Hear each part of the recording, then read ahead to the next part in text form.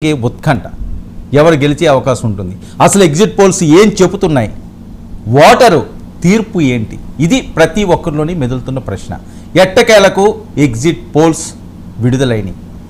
ఒక్కొక్క సర్వే, ఒక్కొక్క exit poll ఒక్కో పార్టీ వైపు మొగ్గు చూపించే, దేశంలో అవనియండి, లేకపోతే నేషనల్ మీడియాలో అవనియండి, లేకపోతే రాష్ట్రాల్లో కొంతమంది ఎగ్జిట్ పోల్స్ ఇచ్చిన వాళ్ళు అవనియండి, ఏది కూడా పూర్తి స్థాయిలో వన్ సైడ్ అయితే లేవు అన్నది ఇప్పుడు వరకు వస్తున్న రికార్డ్స్. మనతో పాటుగా ప్రొఫెసర్ నాగేశ్వర్ గారు ఉన్నారు. నాగేశ్వర్ గారు పూర్తి స్థాయిలో ఈరోజు వచ్చిన ఎగ్జిట్ పోల్స్ వివిధ ప్రాంతాల నుంచి రిలీజ్ అయిన వాటిలన్నింటినీ కూడా విశ్లేషిస్తారు. నాగేశ్వర్ గారు నమస్తే అండి. నమస్తే అండి. ఎగ్జిట్ పోల్స్, ఎగ్జాక్ట్ పోల్స్ కాదు, ఇది ఎగ్జిట్ పోల్స్. పూర్తి స్థాయిలో ఎవరి వైపు మొగ్గు చూపించిన పరిస్థితి మనం చూస్తున్నాం. ఒక ఎగ్జిట్ పోల్ ఒకరు గెలుస్తామంటున్నారు, ఇంకో ఎగ్జిట్ పోల్ ఇంకో ఏ సంస్థ ఎంత చెప్పిందో చెప్తే అది ఉపయోగం కదా. ఓకే, ఇక్కడ మనకు చూస్తే చాణక్యకి సంబంధించి చాణక్య ఎగ్జిట్ పోలు లోక్సభకి సంబంధించి వైఎస్ఆర్సీపీకి 5 నుంచి 9 స్థానాలు వచ్చే ఛాన్స్ ఉంది. అలాగే తెలుగుదేశం పార్టీకి 16 నుంచి 20 స్థానాలు వచ్చే ఛాన్స్ ఉంది అని చెప్పి వాళ్ళు చెప్పడం జరుగుతుంది. నెక్స్ట్ స్మార్ట్ పోల్ వైసీపీకి 9 నుంచి 12, టీడీపీకి 13 నుంచి 16 లోక్సభ స్థానాలకు సంబంధించి. ఇక సిఎన్ఎస్ న్యూస్ సంబంధించి 18 న్యూస్ 18 వైసీపీ 5 నుంచి 8, టీడీపీ 9 నుంచి 12. ఇండియా న్యూస్ వైసీపీ 7 నుంచి 8, టీడీపీ అంటే పొత్తు పార్టీలు 18 స్థానాల్లోని. ఏబీపీ సి ఓటర్స్ వైసీపీ 0 నుంచి 4, టీడీపీ 21 నుంచి 25. ఇక పీపుల్స్ పల్స్ వైసీపీ 3 నుంచి 5, టీడీపీ 18 నుంచి 21 స్థానాలు. ఇక పార్థదాస్ వైసీపీ అసెంబ్లీ స్థానాల విషయానికి వస్తే 110 నుంచి 120 స్థానాలు వైసీపీ గెలిచే అవకాశం ఉందని, టీడీపీ 55 నుంచి 65 అని. అలాగే ఏపీపీ సి ఓటర్ అసెంబ్లీ విషయానికి వస్తే వైసీపీ 97 నుంచి 108, పొత్తు పార్టీలు 67 నుంచి 78 అని. ఇక్కడ మనం అబ్జర్వ్ చేయొచ్చు సార్ క్లియర్గా, అసెంబ్లీకి సంబంధించి సి ఓటర్ వైసీపీకి మొగ్గు చూపిస్తున్నారు, పార్లమెంటు విషయానికి వచ్చేసరికల్లా టీడీపీ వైపు మొగ్గు చూపిస్తున్నారు. ఇక రేస్ సంబంధించి వైసీపీ 117 నుంచి 127 స్థానాలు వైసీపీకి చెప్తుంటే, పొత్తు పార్టీలకి 48 నుంచి 58 స్థానాలు చెప్తున్నారు. ఇక పైనీర్ వైసీపీకి 31 అంటే టీడీపీ పొత్తు పార్టీలకి 144 అని చెప్పేది. ఇలా చాలా సర్వేలు ఒక్కొక్కటిగా ఎగ్జిట్ పోల్స్ని రిలీజ్ చేయడం జరుగుతుంది. అనుకున్న విధంగానే ఎగ్జిట్ పోల్స్ వచ్చినాయి అనుకోవచ్చా సార్? అంటే ఏమనుకున్నారన్న దానిపై ఆధారపడతాయి కదా. డెఫినెట్గా ఎన్నిక నువ్వానేనా అనే రీతిలో జరిగింది. సో రెండు వైపులా కూడా బలమైన కారణాలు ఉన్నాయి గెలవటానికి, ఓడటానికి. అందువల్ల కనీ విని ఎరగని ఫైట్ లాగా జరిగిన మాట నిజం. అందుకే మీకు ఎగ్జిట్ పోల్స్లో కూడా అయితే ఎగ్జిట్ పోల్స్ వాస్తవంగా అంత స్థాయిలో సస్పెన్స్ చూపడలేదు.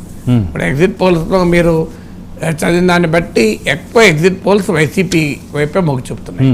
వైసీపీ గెలుస్తుందనే ఎక్కువ ఎగ్జిట్ పోల్ చెప్తున్నాయి. ఒక పైనీర్ ఏదో చెప్పినట్టున్నారు. సో కూటమికి ఎక్కువ సీట్లు. అయితే పార్లమెంట్ ఎన్నికలకు వచ్చే వరకు కొద్దిగా అటు ఇటు ఉన్నాయి. సో అసెంబ్లీ ఎన్నికలకు వచ్చే వరకు మాత్రం వైసీపీకి చూపుతున్నాయి. పార్లమెంట్ ఎన్నికలకు వచ్చే వరకు కొంత కూటమి వైపుగా ఎక్కువ ఎగ్జిట్ పోల్ చూపుతున్నాయి. సో ఇది ఒక ఇంట్రెస్టింగ్ పారాడాక్స్. అంటే మరి పార్లమెంట్ ఎన్నికలకు ఒక రకంగా ఓటు వేసి అసెంబ్లీ ఎన్నికలకు ఇంకో రకంగా ఓటు వేశారా? ఎందుకంటే 2 అసెంబ్లీ ఎన్నికలు, పార్లమెంట్ ఎన్నికలు ఒకేసారి జరిగిన పరిస్థితి. అందువల్ల మరి పార్లమెంట్ ఎన్నికలకు వచ్చే వరకు వివిధ ఎగ్జిట్ పోల్స్ ఏమో కొంత కూటమికి ఎడ్జ్ చూపుతున్నాయి. దాదాపు వైసీపీకి ఎడ్జ్ చూపిన సంస్థలు దాదాపు లేవు. కానీ అసెంబ్లీ ఎన్నికలకు వచ్చే వరకు మెజారిటీ వైసీపీ చెప్తున్నాయి. ఇది ఈ డైకాటమీ, ఈ భిన్నత్వాన్ని ఎలా అర్థం చేసుకోవాలనేది ఒక ముఖ్యమైన క్వశ్చన్. దీనికి 3 పాసిబిలిటీస్ ఉండాలి. ఒకటి, జాతీయ ఎన్నికలు గనక భారతీయ జనతా పార్టీ టీడీపీతో ఉంది కనుక దేశ రాజకీయాల్లో ప్రధానమంత్రి ఎవరు అనే ప్రశ్న ముందుకొచ్చిన ఎన్నికలు కనుక పార్లమెంట్ ఎన్నికల వైపు ప్రజలు కూటమి వైపు ఉండి, వైసీపీకి నేషనల్ పొలిటికల్ నరేటివ్ లేదు. వైసీపీకి ఎమ్మెల్యేలు ఎందుకు గెలవాలన్నప్పుడు జగన్ ముఖ్యమంత్రి కావాలన్న నరేటివ్ ఉంది, కానీ ఎంపీలు ఎందుకు గెలవాలన్న నరేటివ్ లేదు వైసీపీకి. అలా వైసీపీ గెలిచినా మళ్ళీ బీజేపీకి మద్దతు అనేది అందరికీ తెలుసు. అలా టీడీపీ వాళ్ళు గెలిచినా, వైసీపీ వాళ్ళు గెలిచినా బీజేపీకే మద్దతు అని. అందువల్ల ఈవెన్ మిగతా చోట్లన్నా తెలంగాణలోనన్నా ఎంపీలు కాంగ్రెస్ గెలిస్తే ఇండియా కూటమి, బీఆర్ఎస్ గెలిస్తే అటు ఇటు కాకుండా బీజేపీ కాదు ఇండియా కూటమికి కాదు, ఇలా ఏదైనా ఒక నెరేటివ్ ఉంది. వైసీపీకి ఏ నెరేటివ్ లేదు పార్లమెంట్ ఎన్నికలకు వచ్చే వరకు. అందువల్ల అసెంబ్లీ ఎన్నికలకు భిన్నంగా పార్లమెంట్ ఎన్నికల్లో ప్రజలు ఓటు వేశారా అనేది ఒక క్వశ్చన్. ఇది ఆంధ్రప్రదేశ్ హిస్టరీలో లేదు. మనకు గత 10 ఏళ్ళుగా చూస్తే 2014 చూసినా 2019 చూసినా ఓటర్లు లోక్సభ ఎన్నికలకు అసెంబ్లీ ఎన్నికలకు ఒకే రకమైన రీతిలో ఓటు వేశారు. అందువల్ల ఆ తేడా అయితే లేదు. కానీ ఇప్పుడు ఏమైనా తేడా ఉంది, ఎందుకంటే ఒరిస్సా అనుభవం ఉంది. 2019లో ఒరిస్సాలో అసెంబ్లీ ఎన్నికలకు బీజేపీ వచ్చిన ఓటింగ్తో పోలిస్తే లోక్సభ ఎన్నికల్లో 6% ఎక్కువ ఓటింగ్ వచ్చింది. నాకు గుర్తున్నంత వరకు అసెంబ్లీ ఎన్నికల్లో 32.8% వస్తుంది బీజేపీకి, లోక్సభ ఎన్నికల్లో 38.4% వచ్చింది. నియర్లీ 6% బీజేపీకి ఎక్కువ వచ్చాయి. అదే దానికి కాంట్రరీగా బిజు జనతాదళ్కు అసెంబ్లీ ఎన్నికల్లో కాస్త ఎక్కువ ఓటింగ్ వచ్చింది లోక్సభ ఎన్నికలతో పోలిస్తే. మీకు అసెంబ్లీ ఫ్యాక్టర్ వల్ల కావచ్చు, ఇతర ఫ్యాక్టర్స్ వల్ల కావచ్చు, లోక్సభ ఎన్నికలకు అసెంబ్లీ ఎన్నికల్లో ఓటు వేయని వాళ్ళు కూడా కూటమికి లోక్సభ ఎన్నికల్లో ఓటు వేసి ఉండాలి. రెండవ పాసిబిలిటీ అరిథమెటిక్ స్టాటిస్టికల్ పాసిబిలిటీ, అంటే అసెంబ్లీ ఎన్నికలు వేరు లోక్సభ ఎన్నికలు వేరు రిజల్ట్ ఉంటే ఆ స్టాటిస్టికల్ పాసిబిలిటీ ఏంటంటే ఒక పార్లమెంట్ సెగ్మెంట్లో 7 సీట్లు ఉంటాయి. ఉదాహరణకు 6 సీట్లలో వైసీపీకి 1000 ఓట్లతో గెలిచింది అనుకుందాం, అంటే వైసీపీకి 6000 ఆధిక్యత ఉంటుంది. టీడీపీ ఇంకొక సీట్లో 10,000తో గెలిచింది అనుకోండి, పార్లమెంట్ ఎన్నికలకు వచ్చే వరకు టీడీపీకి 4000 ఆధిక్యత వస్తుంది. అందువల్ల అది రెండవ possibility, statistical possibility. YSR Congress చాలా లో మార్జిన్స్తో ఏమైనా అసెంబ్లీ ఎన్నికల్లో గెలిచిందా, దాని ఫలితంగా లోక్సభ ఎన్నికలకు వచ్చే వరకు ఏమైనా మారిందా అని. Third possibility Congress possibility. Congress కనుక లోక్సభ ఎన్నికలకు అసెంబ్లీ ఎన్నికల్లో కాంగ్రెస్కు నెరేటివ్ లేదు, అందువల్ల అసెంబ్లీ ఎన్నికలకు కన్నా కాంగ్రెస్ లోక్సభ ఎన్నికలకు వచ్చే వరకు కాస్త ఇంప్రూవ్ అయిందా. లాస్ట్ టైం అసెంబ్లీ ఎన్నికల్లో లోక్సభ ఎన్నికలు రెండిట్లో కూడా 1% ఓటింగ్ వచ్చింది. ఇప్పుడు కనుక లోక్సభ ఎన్నికల్లో ఒక 3%, 4%, 2% ఓటింగ్ వచ్చింది అనుకుందాం, డెఫినెట్గా కాంగ్రెస్ పార్టీకి అడ్వాంటేజ్ అవుతుంది, అంటే కూటమికి అడ్వాంటేజ్ అవుతుంది. ఎందుకంటే షర్మిల ఎవరు ఓటు చీలుస్తుంది అంటే జగన్నే విమర్శించింది కనుక విపక్ష ఓటు చీల్చే అవకాశం ఉంది అని ఒక అంచనా. కానీ ఆ అంచనా కన్నా కూడా ఆమె ఏమాత్రం తీసుకున్నా కూడా వైసీపీ ఓటే తీసుకునే అవకాశం ఉంది. ఎందుకంటే అది విపక్ష ఓటు తీసుకుంటుంది అన్నది బీజేపీ టీడీపీతో కలవని సమయంలో చేసిన విశ్లేషణ. బీజేపీ టీడీపీతో కలిసిన తర్వాత మీ కాంగ్రెస్ ఓటింగు కూటమి ఓటింగ్ ఉండే అవకాశమే లేదు, ఖచ్చితంగా జగన్ ఓటింగే తెచ్చుకోవాలి. సో అందువల్ల కాంగ్రెస్ పార్టీ కనుక వైఎస్ఆర్ కాంగ్రెస్ రావాల్సిన ఓట్లు లోక్సభ ఎన్నికల కాస్తంత తీసుకుంటే దాని ప్రభావము కూటమికి లాభమై అదనంగా సీట్లు పార్లమెంట్ ఎన్నికల్లో బెటర్ పర్ఫార్మెన్స్ చూపేటువంటి అవకాశం ఉంటుంది. అయితే 1-2 సర్వే సంస్థలు అసెంబ్లీ ఎన్నికల తరహాలోనే లోక్సభ ఎన్నికలకు కూడా ఇచ్చాయి కూటమికి, వైసీపీకి. అందువల్ల చూడాలి ఏ రకంగా డిఫరెంట్ ఓటింగ్ ఉంటుందా, సేమ్ ఓటింగ్ ఉంటుందా అనేది మనం చూడాల్సిన అంశం. కానీ యాజ్ ఆఫ్ టుడే ఎగ్జిట్ పోల్స్ను పరిశీలిస్తే మెజారిటీ ఎగ్జిట్ పోల్స్ వైసీపీ అధికారంలోకి వస్తుందని చెప్తున్నారు. అదే మెజారిటీ ఎగ్జిట్ పోల్స్ పార్లమెంట్ ఎన్నికల్లో కూటమిది పైచేయి ఉంటుందని చెప్తున్నారు. ఈ డైకాటమీ రేపు రిజల్ట్స్లో ఉంటుందో లేదో చూడాలి. అంటే దీనికి సంబంధించి ఇప్పుడు వచ్చిన ఏవైతే ఎగ్జిట్ పోల్స్ ఉన్నాయో బెట్టింగ్లకి చాలా అనుకూలంగా ఉండే విధంగా, ఒక కన్ఫ్యూజన్ క్రియేట్ చేసే విధంగా ఉన్నది అని చెప్పి మాట్లాడే పరిస్థితి ఏది కూడా ఎగ్జాక్ట్గా ఇక్కడ కనిపించట్లేదు. గతంలో 2014, 2019 చూస్తే అప్పుడు ఉన్న ఎగ్జిట్ పోల్స్కి ఇప్పుడు ఉన్నదానికి ఏమైనా డిఫరెన్స్ అయినా కనిపిస్తుంది సార్? అంటే ఎప్పుడైనా ఎగ్జిట్ పోల్స్లో వేరియేషన్ ఉంటుంది, చాలా ఓవర్వేమింగ్. ఈవెన్ మన తెలంగాణ అసెంబ్లీ ఎన్నికలకు వచ్చినప్పుడు కూడా మీరు గమనిస్తే కాంగ్రెస్ పార్టీకి అధికారం వస్తుంది అన్న ఎగ్జిట్ పోల్స్ ఉన్నాయి, బీఆర్ఎస్ఏ గెలుస్తుంది అన్న ఎగ్జిట్ పోల్స్ ఉన్నాయి, హంగ్ వస్తుందన్న ఎగ్జిట్ పోల్స్ కూడా ఉన్నాయి. అందువల్ల ఎగ్జిట్ పోల్స్ ఎప్పుడు కూడా చాలా కొద్ది సందర్భాల్లోనే ఓవర్వేమింగ్గా ఇస్తాయి. ఇప్పుడు జాతీయ రాజకీయాల్లో ఓవర్వేమింగ్గా బీజేపీ ఎన్డీఏకే మళ్ళీ అధికారం అని ఇస్తున్నాయి. సో మీకు రాష్ట్రాలకు వచ్చే వరకు భిన్నమైన క్లియర్ ట్రెండ్ ఉంటే తప్ప భిన్నమైనటువంటి ఎగ్జిట్ పోల్ చాలా సందర్భాల్లో వస్తాయి, అనుమానం లేదు. సో అందువల్ల ఇప్పుడు కూడా ఎగ్జిట్ పోల్స్ అలా రావడానికి అవకాశం ఉంది. అందువల్ల బెట్టింగ్ ఇప్పటికే జరిగిపోయింది కదా, ఇప్పుడు కొత్తగా బెట్టింగ్ ఏముంది, ఆల్రెడీ బెట్టింగ్ ఇప్పటికీ చాలా హయ్యర్ లెవెల్లోనే ఉన్నది. ఇప్పుడు ఈ ఎగ్జిట్ పోల్స్తో కొత్తగా బెట్టింగ్ అవుతున్నాయి అనుకోండి. అంటే ఎగ్జిట్ పోల్స్ ని ఎగ్జాక్ట్ పోల్స్ కి కూడా చాలా మంది నమ్ముతుంటారు కదండి. ఎవరు చాలా మంది ఎగ్జిట్ పోల్స్ నమ్మరు కూడా. అందువల్ల ఎగ్జిట్ పోల్స్ ఎగ్జాక్ట్ పోల్స్ అయితే ఓట్ల లెక్కింపు ఎందుకు? అందువల్ల ఎగ్జిట్ పోల్ ఒక్క సంస్థ జరపదు కదా, 100 సంస్థలు జరపదు. ఎందుకు సార్ ఇంత యాంగ్జైటీ? ఎగ్జిట్ పోల్స్ ఎప్పుడు వస్తాయి, ఎగ్జిట్ పోల్స్ ఎప్పుడు వస్తాయి? యాంగ్జైటీ ఎప్పుడైనా ఉంటుంది కదా, ఎందుకంటే ఎవరు గెలుస్తారా అన్న క్యూరియాసిటీ ఉన్నప్పుడు ఏ కాస్ట్ ఇన్ఫర్మేషన్ ఉన్నా కూడా యాంగ్జైటీ ఉంటుంది కదా, ఉండకుండా ఎందుకుంటాయి? సో ఏ ఒక్క డెఫినెట్గా ఆ మేరకు ఎవరికి గెలుస్తారన్న క్యూరియాసిటీ ప్రజల్లో చాలా బలంగా ఉన్నప్పుడు ఆ మేరకు తప్పనిసరిగా ఉంటుంది కదా. సార్ అయితే ఇక్కడ ఆంధ్రప్రదేశ్ విషయానికి వస్తే ఆరా సంస్థ చూపించిన ఎగ్జిట్ పోల్స్కి సంబంధించి వైసీపీ 94 నుంచి 104 స్థానాలు వచ్చే అవకాశం ఉందని, అలాగే టీడీపీ కూటమికి ఎన్డీఏ కూటమికి 71 నుంచి 81 వచ్చే అవకాశం ఉంటుందని. ఇక ఎంపీ విషయానికి వస్తే లోక్సభ విషయానికి వస్తే 25కు వైసీపీ 13 నుంచి 15, టీడీపీ కూటమి 10 నుంచి 12. ఎలా చూడాలి సార్ ఆరా సంస్థ? ఈ ఎగ్జిట్ పోల్లో అసెంబ్లీ ఎన్నికలకు లోక్సభ ఎన్నికలకు ఒకే రకంగా ఇచ్చాయి దాదాపు. సో అదే ప్రపోర్షన్లో ఇచ్చాయి. అంటే డిఫరెంట్ ఓటింగ్ ఉంటుందని వాళ్ళు ఏం చెప్పలేదు ఇప్పుడు ఈ ఓటింగ్ ప్రకారం అయితే. అందువల్ల ఇది యూనివర్సల్గా ఒకే ఒపీనియన్ లేదు. అంటే అసెంబ్లీ ఎన్నికల్లో వైసీపీ గెలుస్తుంది అనేది ఎక్కువ సంస్థలు ఇచ్చాయి, లోక్సభ ఎన్నికల్లో కూటమికి వస్తుందని ఎక్కువ సంస్థలు ఇచ్చాయి. కానీ అదే సమయంలో కొన్ని సంస్థలు మీకు అసెంబ్లీ ఎన్నికలకు లోక్సభ ఎన్నికలకు పెద్ద గ్యాప్ ఉండకపోవచ్చు కూడా ఇచ్చాయి. సేమ్ ఒకే రకమైన ప్యాటర్న్ ఉండవచ్చు అని కూడా ఇచ్చాయి. ఎందుకంటే ప్రతి సంస్థ మీకు అసెంబ్లీ ఎన్నికల డేటా ఇవ్వలే. మీరు లోక్సభ ఎన్నికలకు డేటా ఇచ్చినటువంటి ఎగ్జిట్ పోల్ సంస్థలన్నీ కూడా అసెంబ్లీ ఎన్నికల డేటా లేదు, కొన్నిటికి మాత్రమే అసెంబ్లీ ఎన్నికల డేటా ఉంది. మరి వారు ఎందుకు ఇవ్వలేదు అంటే వాళ్ళ అసెంబ్లీ ఎన్నికలను దృష్టిలో పెట్టుకుని ఎగ్జిట్ పోల్ చేయలేదా? ఎందుకంటే అవన్నీ నేషనల్ జాతీయ సంస్థలు కనుక వారు పార్లమెంట్ ఎన్నికలను దృష్టిలో పెట్టుకునే చేశారా మనకు తెలియదు. ఎందుకంటే ఇప్పుడు చాలా సంస్థలు మీకు అసెంబ్లీ ఎన్నికల డేటా ఇవ్వలే. అంటే మరి రేపు ఏమైనా రిలీజ్ చేస్తారో తెలియదు కూడా. కొన్నిసార్లు ఇప్పుడు అసెంబ్లీ ఎన్నికలు నెక్స్ట్ డే కూడా రిలీజ్ చేయొచ్చు. So as of today Lok Sabha ఎన్నికల డేటా ఇచ్చిన ప్రతి సంస్థ అసెంబ్లీ ఎన్నికల డేటా ఇవ్వలే. అందువల్ల మనకు ఎగ్జాక్ట్గా అంచనాకు రాలేము ఎగ్జిట్ పోల్స్ పైన. అసెంబ్లీ ఎన్నికలకు లోక్సభ ఎన్నికలకు భిన్నమైన ఓటింగ్ ఉందా లేదా ఒకే రకమైన ఓటింగ్ ఉందా అని ఇప్పుడే మనం చెప్పలేము. ఓకే సార్, చాణక్య స్ట్రాటజీస్ విషయానికి వస్తే ఏపీకి అసెంబ్లీకి సంబంధించి వైసీపీకి 39 నుంచి 49 అంటే కూటమికి 144 నుంచి 125 అని వాళ్ళు చెప్తున్నారు. అదే ఇప్పుడు ఇది మన ఇంతమంది చెప్పింది అదే మెజారిటీ అన్ని సంస్థలు ఒకే రకంగా ఇచ్చారని చెప్పలేదు.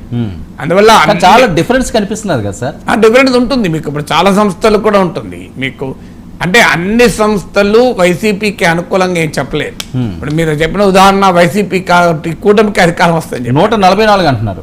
144 అంటే చాలా ఎక్స్ట్రీమ్ తేడా. అందువల్ల ఈ సంస్థకు ఆ సంస్థకు నేను అన్నది మెజారిటీ ఏ కాంటెక్స్ట్ లో ఉన్నానంటే ఇప్పటి వరకు విడుదలైన ఎగ్జిట్ పోల్సే. ఇప్పుడు మనం మాట్లాడుకునే సమయానికి విడుదలైన ఎగ్జిట్ పోల్స్ లో మెజారిటీ ఎటువైపు ఉన్నాయని, అంతే తప్ప అన్ని ఒకే రకమైన సర్వే ఇచ్చిందని చెప్పలేదు. ఇప్పుడు కూటమికి భారీగా మెజారిటీ ఇచ్చిన సంస్థలు కూడా ఉన్నాయి. అందువల్ల ఈ ఉత్కంఠ మీకు 4వ తారీఖు దాకా ఏం పోదు. ఎందుకంటే ఈ సంస్థలు ఇన్ని రకాలుగా అందరూ సంతృప్తి పడేగా ఉంటాయి ఎగ్జిట్ పోల్స్ అంటే. ఎగ్జిట్ పోల్స్ అంటే ఎవరు హంగెత్తి ఇవ్వలేదు. ఒకటి ఇంపార్టెంట్, హంగ్ ఎందుకు ఇవ్వలేదు అంటే వేరే వాళ్ళు లేడు కనుక. ఎందుకంటే బైపోలార్ కంటెస్ట్ ఉన్నప్పుడు హంగు స్కోప్ లేదు. మీకు తెలంగాణలో హంగు కూడా ఇచ్చారు ప్రిడిక్షన్. కారణం ఏంటంటే తెలంగాణలో ముక్కోణ పోటీ కాంగ్రెస్, బీఆర్ఎస్, బీజేపీ కూడా ఉంది కనుక హంగ్ ప్రాబబిలిటీ వచ్చింది. మీకు ఆంధ్రప్రదేశ్లో హంగ్ ప్రాబబిలిటీ ఏ ఒక్క సంస్థ ఇవ్వలేదు మీరు గమనిస్తే. ఎందుకంటే మీరు అక్కడ హంగ్ ప్రాబబిలిటీ స్కోప్ లేదు. ఎందుకంటే అటు వైసీపీ, ఇటు టీడీపీ, జనసేన, బీజేపీ కూటముల మధ్యనే మోర్ దెన్ 90% ఓటింగ్ షిఫ్ట్ అవుతుంది. మీకు ఇక మిగతా 95% కూడా.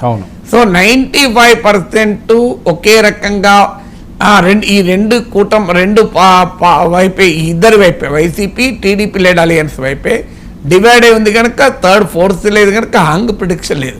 లేకపోతే హంగ్ ప్రిడిక్షన్ కూడా వచ్చేది. సో అందువల్ల ఎవరి ప్రిడిక్షన్ వాళ్ళది. అందువల్ల ఎగ్జిట్ పోల్స్ ఎవరి మెథడాలజీ ఏంటి, ఎవరి శాంపుల్ ఏంటి, వాళ్ళు ఎవరు ఎంత మేరకు చేశారు, ఎవరు నిజంగా చేశారు, ఎవరు నిజంగా చేయలేదు, ఇవన్నీ ఫ్యాక్టర్స్ కూడా ఉంటాయి కదా సార్. హంగ్ ప్రిడిక్షన్ లేకపోయినా హంగ్ వచ్చే ఛాన్స్ అయితే మీరు చెప్పినట్లు 100% లేదు, ఆ ఛాన్స్ లేదు. ఎందుకంటే వాళ్ళు ఒకరు బైపోలార్ కాంట్రాక్ట్ కనుక హంగ్ స్కోపే లేదు. అవును సార్, వీళ్ళు ముగ్గురు కలిసి వెళ్తున్నారు కాబట్టి మెజారిటీ ఇప్పటి వరకు కూడా ఎవరు మాట్లాడినా, పవన్ కళ్యాణ్ మాట్లాడినా, ఇంకోరు మాట్లాడినా చంద్రబాబు నాయుడు గారే సీఎం అంటున్నారు. కానీ 80 పూర్తి స్థాయిలో 144 స్థానాల్లో పోటీ చేసిన తెలుగుదేశం పార్టీకి మ్యాజిక్ ఫిగరు ఆ పార్టీ నుంచే తెచ్చుకోలేకపోయి వీళ్ళు సపోర్ట్ తీసుకుంటే ఎలా ఈక్వేషన్స్ మారే అంటే అంటే కూటమి అధికారంలోకి వచ్చి మీరు అన్నట్లు అధికారంలోకి రావాలి అంటే 88 రావాలి. 88 టీడీపీకి రాక ఎందుకంటే నారోలో ఉండి అంటే అప్పుడు ఆటోమేటిక్గా జనసేన బీజేపీల మద్దతుతోనే ప్రభుత్వం ఏర్పాటు కావాలి కదా. సో ప్రభుత్వం ఏర్పాటైన తర్వాత అసంతృప్తితో అటు ఇటు వస్తారు కదా, అభివృద్ధి కోసం, ఆ నియోజకవర్గ అభివృద్ధి కోసం, ఇలా రకరకాల కారణాలు చెప్పి రారా. మీకు తెలంగాణలో బీఆర్ఎస్కు 2014 ఎన్ని వచ్చాయి? 63 సీట్లు వచ్చాయి కదా. తర్వాత అది కాస్త పెరుగుతూ పెరుగుతూ ఎక్కడ దాకా పెరిగిందో మనం చూసాం కదా. రెండోసారి 88 సీట్లు వచ్చి అది కూడా పెరిగి 100 దాటింది కదా, 105 అయింది కదా. సో అందువల్ల 63 సీట్లు బీఆర్ఎస్కి వచ్చినప్పుడు మెజారిటీ 63 వచ్చాయి, కేవలం 3 వచ్చాయి. తుమ్మితే ఊడే ముక్కు అన్నారు. అందువల్ల అప్పుడు కేసీఆర్ చెప్పాడు కూడా, నా ప్రభుత్వాన్ని కూల్చడానికి కుట్ర జరుగుతుంది కనుక నేను ప్రతిపక్షాల ఎమ్మెల్యేలను తీసుకున్నాను అని చెప్పి తెలంగాణ కోసం రాజకీయ శక్తుల పునరీకరణ జరగాలని చెప్పి లెఫ్ట్ రైట్ సెంటర్గా నీకు బీజేపీ టీడీపీ నుంచి కాంగ్రెస్ నుంచి అందరు లాగేశారు కదా. సో అందువల్ల ఇప్పుడు కూడా జరుగుతుంది రేపు. ఎందుకంటే గతంలో కూడా టీడీపీ క్లియర్ మెజారిటీ ఉన్న సమయంలో కూడా 2014లో 23 మంది వైసీపీ ఎమ్మెల్యేలు టీడీపీలో చేరలేదా? అందులో 5 మంత్రులు కూడా అయ్యారు కదా. సో అందువల్ల ఇప్పుడు కూడా అటైనా ఇటైనా మెజారిటీ సూటిగా స్పష్టంగా రాకపోతే ఇటు ఫిరాయింపులు జరిగే అవకాశం ఉంటుంది. ఇప్పుడు అనుకున్నట్లు టీడీపీకి స్పష్టంగా మెజారిటీ రాలేదనుకోండి, వైసీపీ ఎమ్మెల్యేలు అవుతారు. వైసీపీకి 90 ఇప్పుడు సర్వే ఇచ్చారు, 94 ఇచ్చారు. నిజంగానే 94 దగ్గర ఆగింది అనుకోండి, మెజార్టీకి 6 ఎక్కువ కదా. సో ప్రభుత్వం ఎప్పుడైనా పడిపోయే ప్రమాదం ఉంటుంది కదా. అప్పుడు డెఫినెట్గా టీడీపీ నుంచి కొంతమంది ఎమ్మెల్యేలు ఇటు వస్తారు, మనకు తెలియదే ఉన్న రాజకీయ నాయకులు. అందువల్ల ఇప్పుడు మెజారిటీ మార్కు దాటి ప్రభుత్వం ఎవరు ఏర్పాటు చేస్తారన్నదే కీలకం. ఒక్కసారి ప్రభుత్వం ఏర్పాటు చేసాక మారిపోతుంది సీట్. అధికారం వచ్చిన తర్వాత మిగతా వాళ్ళు అటు ఇటు గ్రావిటేట్ అవుతారు కదా. ఇప్పుడు కాంగ్రెస్కి ఎంత వచ్చింది? ఇప్పుడు 60 మ్యాజిక్ ఫిగర్ 64 వచ్చింది తెలంగాణలో. ఒక్క సిపిఐ మద్దతుతో 65 వచ్చాయి. ఏం చేసింది కాంగ్రెస్? ఇంకో 7 ఎంఐఎం వాళ్ళ మద్దతు పరోక్షంగా తీసుకుంటున్నారు, 72 అయింది. ఈలోగా 3 టీఆర్ఎస్ వాళ్ళు వచ్చేసారు, ఆల్రెడీ 75 అయింది. ఇంకో 20 మంది పైన వస్తారని అంటున్నారు కదా. సో అందువల్ల మన రాష్ట్రంలో ప్రజలు ఒక్కసారి అధికారం ఇవ్వడం వరకే, అధికారం ఇచ్చిన తర్వాత మ్యానుఫ్యాక్చరింగ్ మెజారిటీ అంటే ప్రజలు ఇచ్చిన మెజారిటీ వేరుంటది, మ్యానుఫ్యాక్చర్ మెజారిటీ ఉంటుంది. సో ఆటోమేటిక్ గా మెజారిటీ అనేది మ్యానుఫ్యాక్చర్ అయిపోతుంది పొలిటికల్ ఫ్యాక్టరీలో. సార్ ఇక్కడ చాలా ఇంట్రెస్టింగ్ కొన్ని అంశాలు చెప్తాను సార్ మీకు. ఏపీ అసెంబ్లీకి సంబంధించి కేకే సర్వే వాళ్ళు నిర్వహించింది ఏంటంటే వైసీపీకి 14 అట, తెలుగుదేశం పార్టీకి 133 అట, జేఎస్పీకి జనసేన పార్టీకి 21 అట, బీజేపీ 7 అట. ఏమనాలి సార్? అంటే ఇప్పుడు ఆ సర్వేలేమో ఏది దేనికి ఎంత స్టాండింగ్ ఉంది, దేనికి ఎంత చరిత్ర ఉంది, వారి మెథడాలజీ ఏంటి, వాళ్ళ శాంపుల్ ఏంటి, వాళ్ళ సర్వే జరిపిన ప్రూఫ్ ఎవిడెన్స్ ఉందా లేదా, ఇవి ఏమున్నది చేయొచ్చు. మనకు మీడియా సోషల్ మీడియా ఎక్కువయ్యాక రకరకాల సర్వేస్ కూడా మ్యానుఫ్యాక్చర్ అవుతున్నాయి. సో అందువల్ల ఈ సర్వేనా ఆ సర్వేనా, అందువల్ల మనం ప్రతి సర్వే డిస్కస్ చేయడం అనేది అడ్వైజబుల్ కాదు. ఇంకా మనకు దానికన్నా సమయం ఉంటే పార్లమెంట్ ఎన్నికల మీద స్టేట్ వైడ్గా ఖచ్చితంగా ఒక్కొక్క స్టేట్లో ఏ పార్టీకి ఎన్నొచ్చారో డిస్కస్ చేస్తే ఇంట్రెస్టింగ్ గా ఉంటుంది. ఎందుకంటే ఊరు పేరు లేని ప్రతి సంస్థ గురించి మనం చర్చ పెట్టుకుంటే తేలదు. సో అందువల్ల ఏదైనా ఎస్టాబ్లిష్డ్ ఆర్గనైజేషన్స్ వాళ్ళు ఇచ్చినటువంటి సర్వేలనే మనం పరిగణలోకి తీసుకోవాలి. ప్రతి సంస్థ సర్వేను మనం పరిగణలోకి తీసుకోవాల్సిన అవసరం లేదు కదా. సార్ ఎన్డీటీవీకి సంబంధించి వైసీపీకి 50% ఓటు శాతం వస్తుంది, టీడీపీకి 48%, కాంగ్రెస్కి 2% ఓటు శాతం ఉందని చెప్పి వాళ్ళు చెప్తున్నారు. చాలా తగ్గఫోరుగా ఉంది అన్నది ఎన్డీటీవీ ఇచ్చిన సర్వే. ఎలా చూడాలి సార్? అది ఎన్డీటీవీ కాదు, ఒక సంస్థ అయితే నీకు కూటమికి ఒక 1% ఎక్కువ ఓటింగ్ ఇచ్చారు. ఓకే, అయినా కూడా వైసీపీకి ఎక్కువ సీట్లు వస్తాయని చెప్పారు. ఎలా సార్ అది? అది ప్రాక్టికల్గా సాధ్యం అవుతుంది. ఎందుకు అవుతుందంటే మన దేశంలో ఎన్నికలు రాష్ట్ర వ్యాప్తంగా జరగవు, రాష్ట్రంలో జరగవు, నియోజకవర్గంలో జరుగుతాయి.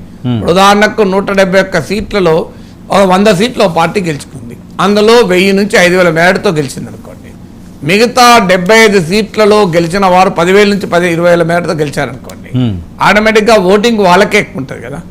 అందువల్ల ఓటు పర్సంటేజ్కు సీటుకు మన దగ్గర ఎలాంటి సంబంధము లేదు. మీకు 20% ఓటింగ్ వచ్చిన సమయంలో కూడా ఒక్క సీట్ రాని పార్టీలు ఉన్నాయి. ఉత్తరప్రదేశ్లో బీఎస్పీకి 20% వచ్చి ఒక్క సీట్ రాని రోజులు ఉన్నాయి. బెంగాల్లో సిపిఎంకు 20% ఓటింగ్ వచ్చి ఒక్క సీట్ రాని సందర్భాలు కూడా ఉన్నాయి.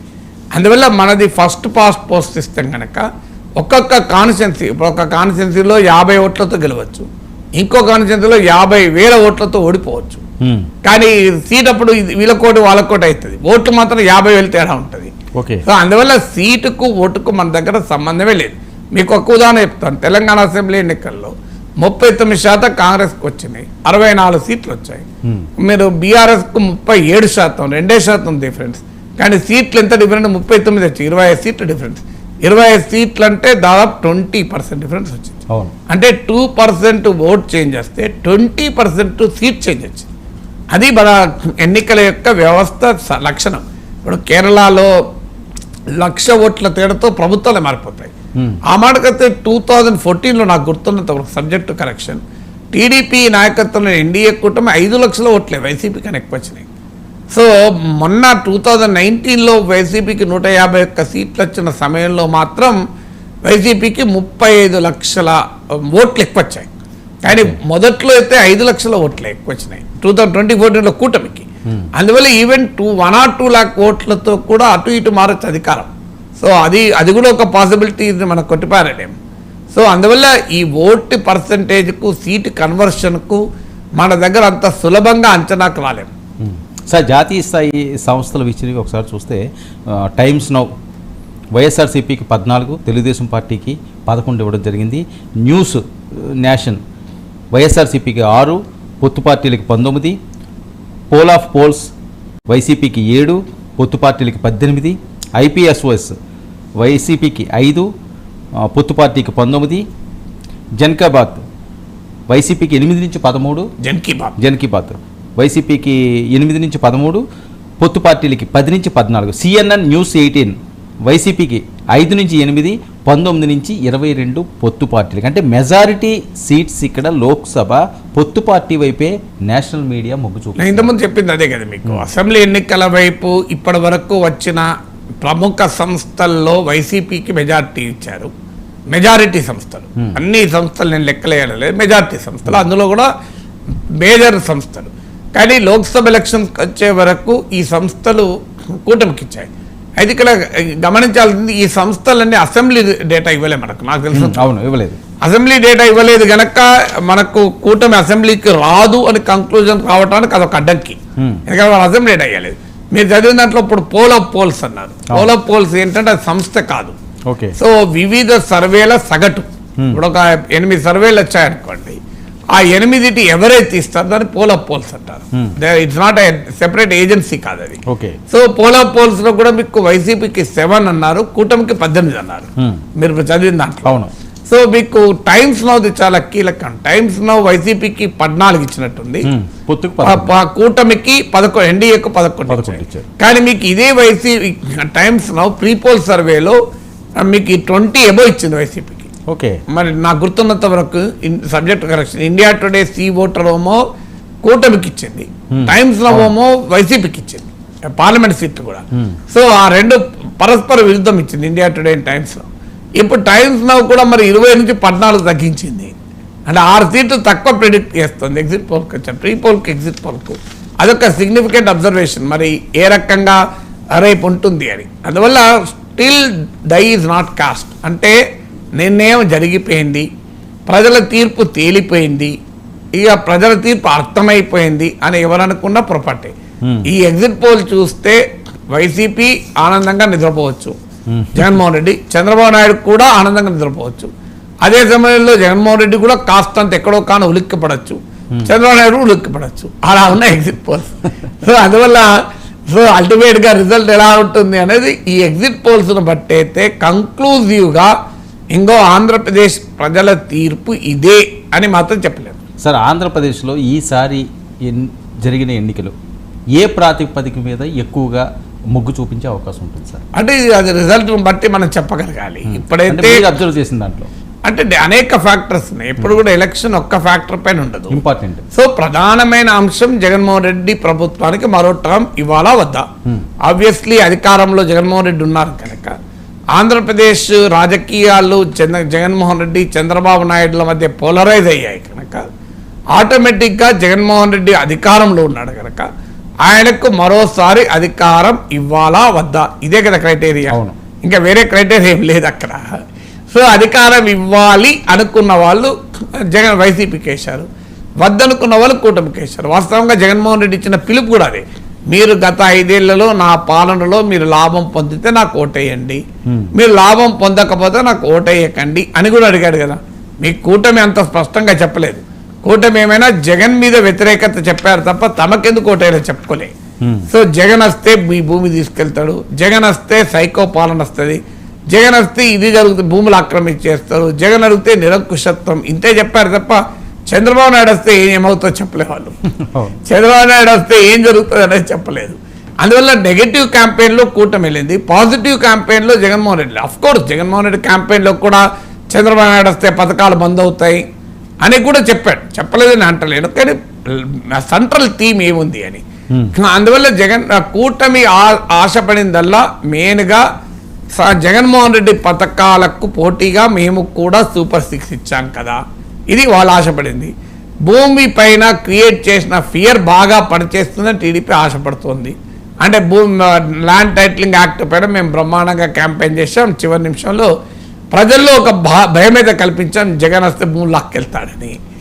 అలాగే టీడీపీ జనసేన కలవడం వల్ల ఆంధ్రప్రదేశ్ హిస్టరీలో ఇటీవల కాలంలో కలవని 2 కులాలను కలిపారు, కమ్మ కాపులను కలిపారు. అదొక మేజర్ డెవలప్మెంట్ కదా. సో అంతకుముందు మనకు తెలుసు కదా హిస్టరీ. సో అందువల్ల ఆ వైసీపీ కూడా బలమైన సోషల్ ఇంజనీరింగ్ జరిపింది. సో అందువల్ల కూటమి వీటిపైన ఆశ పెట్టుకున్నది. జగన్మోహన్ రెడ్డి ఆశ పెట్టుకున్నదల్లా తన పథకాలు బటన్ నొక్కాను కనుక తన బటన్ నొక్కడం వల్ల లబ్ధి పొందిన వాళ్ళు తనకు ఓటేస్తారు. దీన్ని లాభార్థి పాలిటిక్స్ అంటారు, అంటే బెనిఫిషరీ పాలిటిక్స్. అంటే ఈ స్కీముల వల్ల లాభపడ్డవారు ఓటు వేస్తారని వైసీపీ అంచనా అయితే ఈవెన్ టీడీపీ సపోర్ట్ బేస్లో కూడా మాకు ఓట్లేశారని. కాపు మహిళలు కూడా మాకు ఓటేశారు, కాపుల్లో కూడా వృద్ధులు ఓట్లేశారు, ఈవెన్ కమ్మల్లో కూడా పేద కమ్మాస్తు మాకు ఓటేశారని కూడా నమ్ముతున్నారు వాళ్ళు. నమ్ముతున్నారు కనుకనే జగన్మోహన్ రెడ్డి మాకు 150 దాటుతాయి అంటున్నాడు. సో అందువల్ల గ్రామీణ ప్రాంతాల్లో అణగారిన కులాల్లో పేద వర్గాల్లో అంటే జగన్మోహన్ రెడ్డి చెప్పిన క్లాస్ వార్ సిద్ధాంతం ఉంచదు, పేదవాళ్ళంతా నా వైపు ఉన్నారు అని. బట్ ఒక్కటి మాత్రం నిజం, టీడీపీ వైపు ఉన్న వాళ్ళు చాలా వోకల్గా ఉన్నారు, కసిగా ఉన్నారు. జగన్మోహన్ రెడ్డి ఓడిపోతాడని చెప్పి ఇంటి పైకప్పేసి చాటింపు చేస్తున్నారు. జగన్మోహన్ రెడ్డి అనుకూల ఓటర్లేమో కామ్గా ఉన్నారు. సో ఈ కామ్గా ఉన్న వాళ్ళు ఏమైనా సైలెంట్గా ఓటేశారన్నది ఇప్పుడు అనుమానం.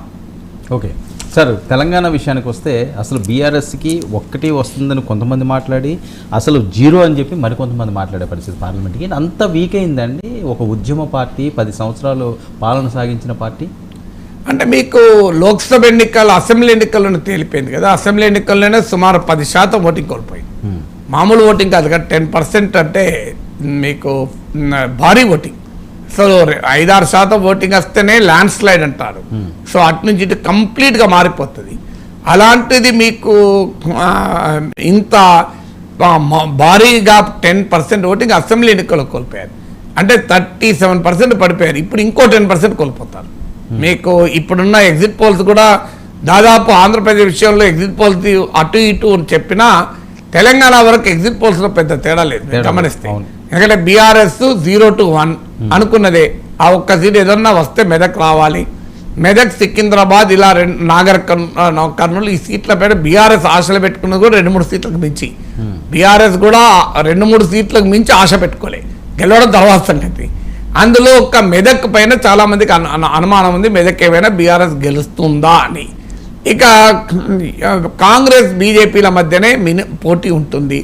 కాంగ్రెస్కు కనీసం 7 సీట్లకు తగ్గకుండా వస్తాయి. 7 పైనే తప్ప 7 కన్నా తక్కువ రావు. ఇవన్నీ కూడా అన్ని సంస్థలు అవే చెప్పినాయి. అంటే ఆంధ్రప్రదేశ్ ఎన్నికల విషయంలో భిన్నాభిప్రాయాలున్నా తెలంగాణలో ఓటింగ్ ప్యాటర్న్ పైన దాదాపు భిన్నాభిప్రాయాలు లేవు ఎక్కడక్కడ మీరు. సో అందువల్ల బీఆర్ఎస్ ఓటింగ్ 10% మేర కన్నా తగ్గుతుందని అంచనా. అది క్లియర్గా బీజేపీ షిఫ్ట్ అయింది, దాదాపు బీజేపీ షిఫ్ట్ అయింది. ఒక్క బీఆర్ఎస్ వెనకాలన్న మైనారిటీ ఓటు ఏమైనా కాంగ్రెస్ షిఫ్ట్ కావచ్చు, కానీ మిగతా ఓటు మొత్తం బీజేపీ షిఫ్ట్ అయింది. సో అది మెయిన్లీ యంగ్ ఓటర్. ఇప్పుడు అసెంబ్లీ ఎన్నికల సమయంలో బీఆర్ఎస్ పైన కోపంతో కాంగ్రెస్ కొట్టేశారు, మామూలుగా వెళ్ళలేదు కాంగ్రెస్ ఓటు. ఇప్పుడు ఆ యంగ్ ఓటర్ మొత్తం బీజేపీకి షిఫ్ట్ అయ్యారు. అయితే బీజేపీకి బలం ఉన్న చోట, బీజేపీకి తెలంగాణలో ఉన్న బలహీనత ఏంటంటే టెరిటోరియల్ స్ప్రెడ్ లేదు. అంటే రాష్ట్రంలో అన్ని నియోజకవర్గాల్లో బీజేపీ లేదు. ఇప్పుడు ఖమ్మంలో బీజేపీ ఏముంది, నల్గొండలో బీజేపీ ఏముంది, మహబూబాబాద్లో బీజేపీ ఏముంది, అంటే చాలా సీట్లలో బీజేపీ లేదు. అందువల్ల వారికి భూమి పునాది లేదు కనుక వాళ్ళకి అవకాశం వచ్చినా కూడా స్కోప్ ఉండదు. మీకు జాతరలో వ్యాపారం చేయాలంటే పక్కన షాప్ ఉండాలి, కొత్త షాప్ పెడదామని అప్పుడు ఛాన్స్ ఉండదు. సో అందువల్ల బీజేపీకి బలం టెరిటోరియల్ స్ప్రెడ్ లేదు కనుక బీజేపీకి ఏమైనా దెబ్బతినే అవకాశం ఉంటుంది. ఎందుకంటే కానీ లేకపోతే బీజేపీ ఇంకెక్కువ సీట్లు వచ్చేది. అందువల్ల క్లియర్గా బీఆర్ఎస్ ఓటు కేసీఆర్ వచ్చాక కొంత ఆపగలిగితే ఆపచ్చేమో, కానీ ఓవరాల్గా మ్యాసివ్గా బీజేపీ షిఫ్ట్ అయింది. ఈ షిఫ్ట్కి కూడా ఒక కారణం కూడా ఉంది. ముఖ్యమైన కారణాలు బీఆర్ఎస్ ఓటు ఎందుకు షిఫ్ట్ అయింది. ఒక కారణం ఏంటంటే ఇది పార్లమెంట్ ఎన్నికలు. పార్లమెంట్ ఎన్నికల్లో Modi versus India, NDA versus India కూటమి జరుగుతున్న ఎన్నిక ఇది. ఈ ఎన్నికలో కేసీఆర్ కానీ బీఆర్ఎస్ కానీ ఎందుకు ఓటేయాలి. మోడీ కావాలనుకున్న వాళ్ళు ఎన్డీఏకి వేశారు, మోడీ వద్దనుకున్న వాళ్ళు కాంగ్రెస్కి ఓటేశారు. బీఆర్ఎస్కి ఎవరు ఓటేయాలి అంటే బీఆర్ఎస్కు నేషనల్ పొలిటికల్ నరేటివ్ లేకపోవడం, పార్లమెంట్ ఎన్నికలు కావడం వల్ల జాతీయ పార్టీలకు ఉండే నేచురల్ అడ్వాంటేజ్, సహజ ప్రయోజనం ఉంటుంది పార్టీలకు. ఆ నేచురల్ అడ్వాంటేజ్ కాస్త మీకు బీఆర్ఎస్ దెబ్బతీసింది. రెండో ఫ్యాక్టర్ ఏంటంటే చాలా నియోజకవర్గాల్లో కాంగ్రెస్ పార్టీని ఓడించాలి, బీజేపీ గెలిచినా మంచిదే అనే భావన బీఆర్ఎస్ ఓటర్లలో కాదు, నాయకులు కూడా. నాకు తెలిసినంత వరకు బీఆర్ఎస్ ఓడిపోయిన ఎమ్మెల్యేలు కూడా మేము ఎలాగూ గెలవం, కాంగ్రెస్ గెలవద్దు, ఎందుకంటే మాకు గ్రౌండ్ మీద ఉన్నది కాంగ్రెస్, గ్రౌండ్ మీద బీజేపీ లేదు. బీజేపీ ఏదో అలా వస్తుంది ఇలా పోతుంది. ఇప్పుడు లాస్ట్ ఎంపీ ఎలక్షన్లో 4 సీట్లు గెలుచుకున్నారు, కరీంనగర్, నిజామాబాద్, ఆదిలాబాద్, సికింద్రాబాద్. ఏం జరిగింది, కరీంనగర్ ఎంపీ బండి సంజయ్ ఓడిపోయాడు అసెంబ్లీకి, నిజామాబాద్ ఎంపీ ధర్మపుర అరవింద్ ఓడిపోయాడు అసెంబ్లీకి, ఈటల రాజేందర్ ఓడిపోయాడు అసెంబ్లీకి. సో అందువల్ల బీఆర్ఎస్ నాయకుల అభిప్రాయం ఏంటంటే ఇప్పుడు పార్లమెంట్ ఎన్నికల్లో బీజేపీ గెలిచిన అసెంబ్లీ ఎన్నికలకు వచ్చే వరకు బీజేపీ ఉండదు. అసెంబ్లీ ఎన్నికల తర్వాత సంగతి ఇమీడియట్గా స్థానిక సంస్థల ఎన్నికలు ఉన్నాయి. అందువల్ల కాంగ్రెస్ గనక 14 సీట్లు గెలుచుకుంటే మీకు ఏం జరుగుతుందంటే స్థానిక సంస్థలు కాంగ్రెస్ స్వీప్ చేస్తుంది. అందువల్ల బీఆర్ఎస్ ఇంకా దెబ్బతింటుంది. కనీసం కాంగ్రెస్ ఓడించగలిగితే పార్లమెంట్ ఎన్నికల్లో కాంగ్రెస్కు ఆ దూకుడు ఉండదు, ఆ ఊపు ఉండదు. స్థానిక సంస్థలకు వచ్చేవరకు బీజేపీ లేదు గనక, స్థానిక నాయకత్వం బీజేపీకి లేదు గనక మీకు ఆటోమేటిక్గా స్థానిక సంస్థల్లో మళ్ళీ బీఆర్ఎస్దే పై చేయి చూపెట్టుకోవచ్చు అనే ఆలోచన బీఆర్ఎస్ నాయకత్వం చేసింది. అందువల్ల బీఆర్ఎస్ ఓటరు ఆలోచించింది కాంగ్రెస్ ఓడించాలి, బీఆర్ఎస్ నాయకులు ఆలోచించింది అది. ఒక కేసీఆర్ మాత్రం రాబోయే ప్రమాదాన్ని పసిగట్టి ఇప్పుడు స్థానిక సంస్థలు ఇవన్నీ తర్వాత సంగతి, బీఆర్ఎస్ ఓటే నిలుపుకోకపోతే నాయకులే మిగులుతారో లేరో, ఉన్న ఎమ్మెల్యేలు వెళ్ళిపోతారో కాంగ్రెస్కి బీజేపీకి, ప్రజల్లో కూడా మనం లేకుండా పోతామని కేసీఆర్ మాత్రం గట్టిగా నిలబడి క్యాంపెయిన్ చేసి ఎంతో కొంత ఓటింగ్ పోకుండా ఆపగలిగారు. కానీ అది టూ లిటిల్ టూ లేట్. అందువల్ల మీకు Telangana story is a massive vote shift from BRS to BJP. నేను 4 నెలల నుంచి చెప్తున్నా ఈ పని. మీకు బీఆర్ఎస్ నుంచి బీజేపీకి భారీగా ఓట్ షిఫ్ట్ ఇంకా ఎక్కువ జరిగేది. 14 సీట్లు గెలుచుకునే వాళ్ళు. ఒకటి వాళ్ళకి నష్టం వచ్చింది ఇప్పుడు మోడీ వేవ్ లేకపోవడం. దేశంలో యాంటీ మోడీ వేవ్ లేదు, కానీ మోడీ వేవ్ కూడా లేదు. మోడీ వేవ్ ఉండుంటే కాంగ్రెస్కి 7 సీట్లు కాదు 2-3 సీట్లకు మించి రాకపోయేది. ఎందుకంటే మోడీ వేవ్ ఉన్నప్పుడు 2019 చూసాం. రాజస్థాన్, మధ్యప్రదేశ్, ఛత్తీస్గఢ్ 3 స్టేట్లో బీజేపీ ఓడిపోయి కాంగ్రెస్ ప్రభుత్వాలు వచ్చాయి.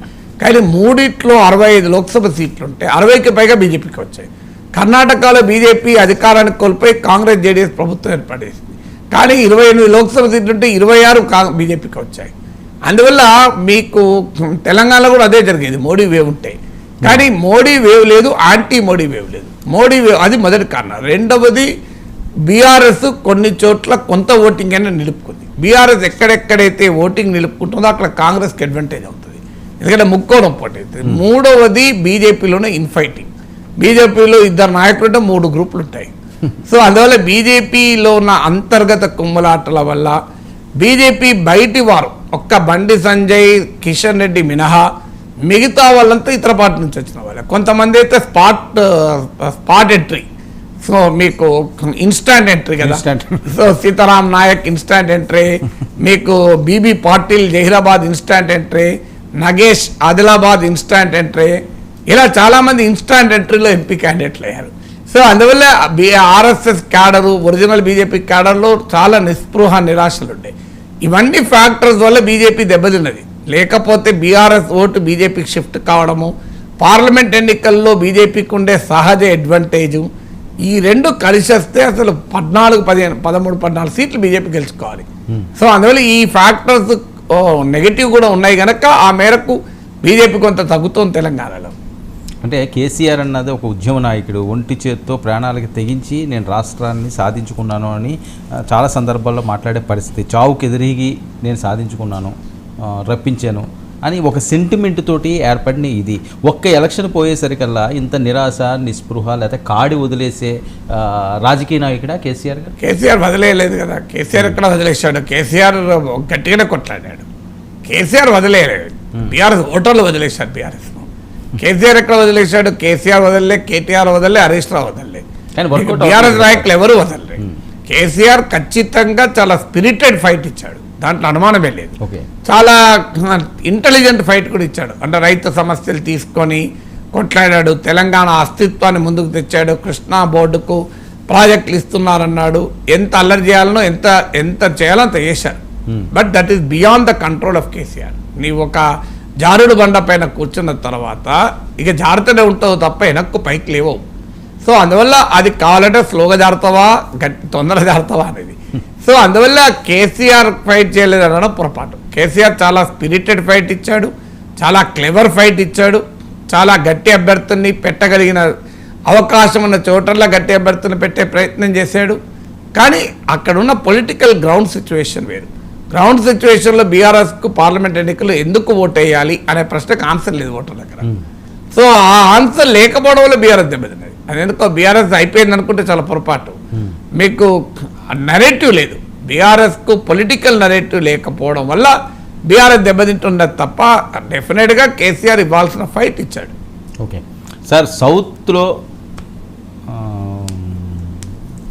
బీజేపీ పరిస్థితి ఏంటి, ఇండియా కూటమి పరిస్థితి ఏంటి? ఎందుకంటే సౌత్ మీదే ఎక్కువ ఫోకస్ పెట్టారు, నార్త్లో వాళ్ళకి తగ్గ సీట్లు వాళ్ళు తెచ్చుకుంటారు, ఎన్డీఏ కూటమని మాట్లాడే పరిస్థితి. ఈసారి సౌత్ ఆ వేవ్ ఎలా ఉండే ఛాన్స్? అంటే మీ దగ్గర ఎగ్జిట్ పోల్స్ మీరే చెప్పాలి. నేను చూసిన మేరకు అంటే నేను విశ్లేషించుకుంటున్నాను కనుక ఎగ్జిట్ పోల్స్ ను మానిటర్ చేసి ఫుల్గా మానిటర్ చేయలేకపోయాను. అంటే ఇక్కడ నేను ఒక 4 ప్రస్తావిస్తాను సార్. రిపబ్లిక్ టీవీ పీమార్క్ మాట్లాడింది ఏంటంటే ఎన్డీఏ కూటమికి 359 సీట్లు వస్తాయి, అలాగే ఇండియా కూటమికి 154, అదర్స్ 30 అని. జన్ కీ బాత్ 377 ఎన్డీఏ కూటమి కంటే 151 ఇండియా కూటమికి అంటున్నది, అలాగే 15 సీట్లు అదర్స్ వచ్చే అవకాశం ఉంటుందని. ఇంకా ఇండియా న్యూస్ డైనమిక్స్ 371 ఎన్డీఏ కూటమికి వస్తే ఇండియా కూటమికి 125, అదర్స్ 47 అని చెప్తున్నది. రిపబ్లిక్ భారత్ మ్యాట్రిజ్ 360 స్థానాలు బీజేపీ కూటమికి వస్తే, అలాగే 125 స్థానాలు ఇండియా కూటమికి వస్తుందని వాళ్ళు మాట్లాడే పరిస్థితి. అయితే 46 ఇతర పార్టీలకి వచ్చే ఛాన్స్ ఉంటుంది అని చెప్పి.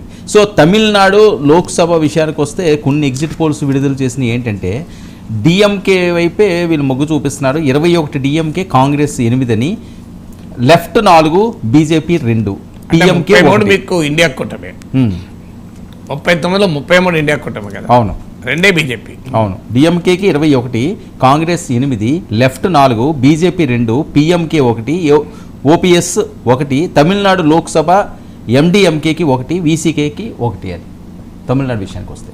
అంటే మీకు సౌత్ ఇండియాకి వచ్చే వరకు నేను చూసిన మేరకు ఎగ్జిట్ పోల్స్ క్లియర్గా ఒక్క కర్ణాటక తెలంగాణలో కొంత బీజేపీ ఇంప్రూవ్ అవుతుంది, బీజేపీకి బెటర్ పర్ఫార్మెన్స్. వాస్తవంగా కర్ణాటక కూడా తగ్గుతున్నాయి. కర్ణాటకలో 2019లో బీజేపీకి 25 సొంతంగా గెలుచుకుంది, ఒక ఇండిపెండెంట్ 26 సీట్స్ గెలుచుకుంది. ఈసారి ఏ ఎగ్జిట్ పోల్ కూడా 25 వలే. సో అయితే చాలామంది ఊహించింది, ప్రీ పోల్ సర్వేలు చెప్పింది ఏంటంటే కాంగ్రెస్ 8 నుంచి 10 సీట్ల వరకు గట్టి పోటీ ఇస్తుంది, బీజేపీ సర్ప్రైజ్ ఎదుర్కోబోతుంది అనేది చాలా ప్రీ పోల్ సర్వేలు చెప్పాయి. ఎగ్జిట్ పోల్స్లో మాత్రం కాంగ్రెస్ పరిస్థితి అలా లేదు.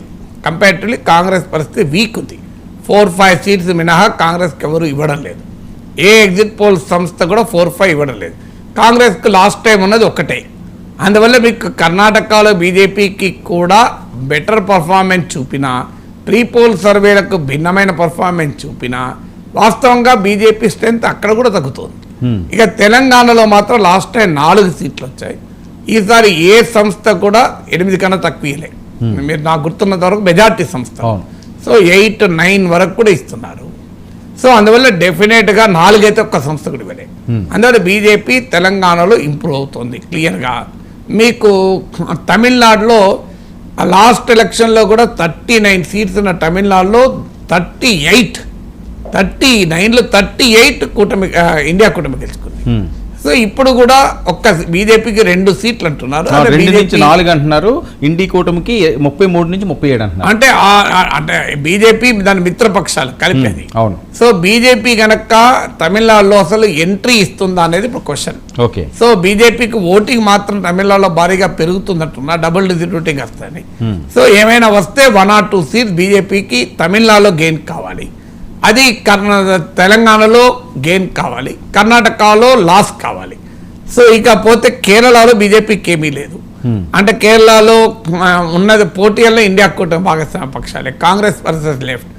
ఇప్పటి వరకు వస్తున్న ఎక్కువ ఎగ్జిట్ పోల్స్ కాంగ్రెస్ వైపే మొగ్గు చూపుతాయి. కాంగ్రెస్ 13 చూపిస్తుంది. సో కాంగ్రెస్ లాస్ట్ ఎలక్షన్స్ లో 19 సీట్లు కాంగ్రెస్ దాని మిత్రపక్షాలు యూడిఎఫ్ గెలుచుకుంది. ఒకే ఒక్క సీటు అలప్పుజా అనుకుంటా సిపిఎం గెలుచుకుంది. అక్కడ ఇప్పుడు కేసీ వేణుగోపాల్ కాంగ్రెస్ ప్రఖ్యాత జాతీయ నాయకుడు పోటీ చేస్తున్నాడు. అందువల్ల అక్కడ ఏమైనా సిపిఎం ఇంప్రూవ్ అయితే 1-2 పెరగచ్చు. ఇక్కడ మనం చూపించేది సిపిఎం 2 చూపిస్తున్నారు సార్, సిపిఐ 1 చూపిస్తున్నది, కేఈసి 1 చూపిస్తున్నది, బీజేపీ 1 చూపిస్తున్నది, కాంగ్రెస్ 13 చూపిస్తుంది. అదే అందుకే అంటున్నాను, అక్కడ కూడా మీకు బీజేపీకి వచ్చేది ఏమైనా అవకాశం ఉంటే ఒక సీటు. అంటే బీజేపీకి కేరళలో 1, తమిళనాడులో 2, 3 ఎక్కువ, తెలంగాణలో ఒక 4 ఎక్కువ, 7. అంతమందం కర్ణాటకలో 4-5 తగ్గుతాయి. అంటే అల్టిమేట్ గా వచ్చే వరకు 1-2 మిగులుతాయి ఎక్స్ట్రా. అందువల్ల సౌత్ ఇండియాలో బీజేపీ ఇంప్రూవ్మెంట్ లేదు బహుశా. ఎందుకంటే ఈ ఎగ్జిట్ పోల్ ప్రకారం మీకు 2019కు 2014 కూడా లేదు. మీకు 2014తో పోలిస్తే 2019కు బీజేపీ ఓటింగ్లో సౌత్ ఇండియాలో తేడా లేదు, 0.2% తేడా తగ్గింది. తగ్గలే బీజేపీకి. అంటే 2014లో వచ్చిన ఓటింగ్ కన్నా 0.2% తగ్గింది. అందువల్ల ఎందుకు అంటే అక్కడ కర్ణాటకలో పెరిగింది, తెలంగాణలో పెరిగినా ఓవరాల్గా మీకు 2014తో పోలిస్తే పెద్ద మార్పు లేదు. అందువల్ల 2024లో కూడా బీజేపీ స్ట్రెంగ్త్ మారదు. ఎందుకంటే బీజేపీ ఊహించింది ఏంటంటే సౌత్ ఇండియాలో చాలా సిగ్నిఫికెంట్గా ఓట్లు వస్తాయని అంచనా వేసింది. కానీ ఇప్పుడున్న వాతావరణం చూస్తే సౌత్ స్టిల్ ఇండియా కూటమిది ఆధిపత్యం. ఎన్డీఏ ఒక పెద్ద ప్రయత్నం చేసింది, కంపారిటివ్లీ కొంత ఇంక్రిమెంటల్గా రిజల్ట్స్ కూడా వచ్చాయి. కానీ స్టిల్ పెద్దగా radical difference south India political పిక్చర్లో ఉండకపోవచ్చు. సో ఎందుకంటే మీకు ప్రశాంత్ కిషోర్ లాంటి వాళ్ళు కూడా ఈస్ట్ అండ్ సౌత్ ఇండియాలో భారీగా పెరుగుతాయని అంచనా వేశారు. బీజేపీకి కనీసం 50 సీట్లు పెరుగుతాయని అంచనా. Prashant Kishor prediction east and south ఇండియాలో బెంగాల్, బీహార్, బెంగాల్, అస్సాం, ఒడిస్సా నుంచి కేరళ వరకు ఈ ప్రాంతంలో 50 సీట్లు పెరుగుతాయని అంచనా వేశారు. సో మరి ఇప్పుడు సౌత్ ఇండియాలో మాత్రం ఆ అంచనా కనబడతలేదు. సౌత్ ఇండియాలో అయితే బీజేపీకి భారీగా పెరిగే అవకాశం అయితే కనబడతలేదు. సో నార్త్ అంతా వాళ్ళు విజయానికి దోహదపడుతుంది అంటారు, సౌత్ మిస్ అయింది. ఎందుకంటే 350 పైనే చెప్తున్నారు. అంటే నార్త్ అండ్ వెస్ట్లో ఆల్రెడీ బీజేపీకి 90% సీట్స్ ఉన్నాయి. మీకు యూపీలో 80 సీట్లలో 62 సీట్లు ఉన్నాయి. అవును. రాజస్థాన్లో 25కి 25 సీట్లు ఉన్నాయి. మీకు మధ్యప్రదేశ్లో 29, ఛత్తీస్గఢ్లో 11, 40 సీట్లలో దాదాపు అన్ని బీజేపీకే ఉన్నాయి. గుజరాత్లో 26 సీట్లకు 26 బీజేపీకే ఉన్నాయి. మహారాష్ట్రలో 48 సీట్లలో లాస్ట్ ఎలక్షన్లో 41, 42 ఎన్డీఏ గెలుచుకుంది. బీహార్లో కూడా ఎన్డీఏకే ఆధిక్యత ఉంది. ఢిల్లీలో 7 ఎన్డీఏ బీజేపీ గెలుచుకుంది. సో అవన్నీ కూడా మీకు బీజేపీ సీట్లే. నార్త్ అండ్ వెస్ట్లో దాదాపు 90% సీట్లు బీజేపీ గెలుచుకుంది. బీజేపీ దాని మిత్రపక్షాలే. సో అందువల్ల ఇప్పుడు అక్కడ కొత్తగా పెరిగేది ఏం లేదు. ఏమన్నా తగ్గితే తగ్గాలి తప్ప పెరగటానికి పొటెన్షియల్ చాలా తక్కువ. ఎందుకంటే ఇవన్నీ కూడా బీజేపీ గెలుచుకున్న సీట్లే. బీజేపీకి ఏమైనా పెరిగితే ఈస్ట్ అండ్ సౌత్లో పెరగాలి. ఇప్పుడు వస్తున్న ఎగ్జిట్ పోల్స్ ప్రకారం సౌత్లో కూడా పెరగలేదు. ఇక ఈస్ట్లో ఏమైనా పెరుగుతుందో చూడాలి. అది బెంగాల్, అస్సాం, ఒడిస్సాలో 11 సీట్లు, 8 సీట్లు ఉన్నాయి బీజేపీకి. బెంగాల్లో 18 సీట్లు ఉన్నాయి. సో అక్కడ ఈ 3 స్టేట్లో బెంగాల్, అస్సాం, ఒడిస్సాలో ఏమైనా పెరుగుతుందా అనేది చూడాలి. అంటే ఆఫ్ డిఫరెన్స్ కనిపిస్తున్నది. అంటే హ్యాట్రిక్ని మోదీ గారిని ఎవరు ఆపలేరంటారా ఇప్పుడున్న? అంటే అది ఈవెన్ ఎగ్జిట్ పోల్స్ కన్నా ముందే ఉన్న ఒపీనియన్ కదా. ఎగ్జిట్ పోల్స్ కొత్తగా మారిన ఒపీనియన్ లేదు. ఎగ్జిట్ డే 1 నుంచి మోడీ గెలుస్తాడని, మళ్ళీ ప్రైమ్ మినిస్టర్ అవుతాడని. అయితే మోడీ ప్రైమ్ మినిస్టర్ అవుతాడు అంటే బలం తగ్గవుతాడా, బలం పెరిగవుతాడా, బలం అలాగే ఉండవుతాడని తేడా తప్ప, అంటే మోడీ ప్రైమ్ మినిస్టర్ అవుతాడా లేడా అనేది ఛాయిస్ లేదు. ఏబి ఛాయిస్ ఏంటంటే మరింత బలం పెరిగిన మోడీ ఏ, మరింత బలం తగ్గిన మోడీ బి, బలం అంతే ఉన్న మోడీ సి. అంతే తప్ప మోడీ ఓడిపోతారని ఆప్షన్ లేదు కదా. సరే, ఎందుకు ఇండియా కూటమి అసలు ఎందుకు ఆ ఫైట్ చేయలేకపోతున్నది? ఇది రికార్డ్ ఏమో కదా సార్, హ్యాట్రిక్ కొడితే. అంటే జవహర్లాల్ నెహ్రూ రికార్డును ఈక్వల్ చేస్తారు. అందువల్ల డెఫినెట్గా చాలా హిస్టారిక్ రికార్డ్, అందులో డౌట్ ఏముంది. జవహర్లాల్ నెహ్రూకు కాలపు కాంగ్రెస్ వేరు, జవహర్లాల్ నెహ్రూ స్టేచర్ వేరు, స్వాతంత్రోద్యమ అగ్రనాయకుడు, గాంధీ మాత్రం తర్వాత సెకండ్ పొజిషన్ నాయకుడు. సో అప్పుడు దేశంలో కాంగ్రెస్ తప్ప మరే పార్టీ లేదు. ఆ టైంలో 3 వరుస విజయాలు వేరు, ఇప్పుడు వరుస విజయాలు వేరు.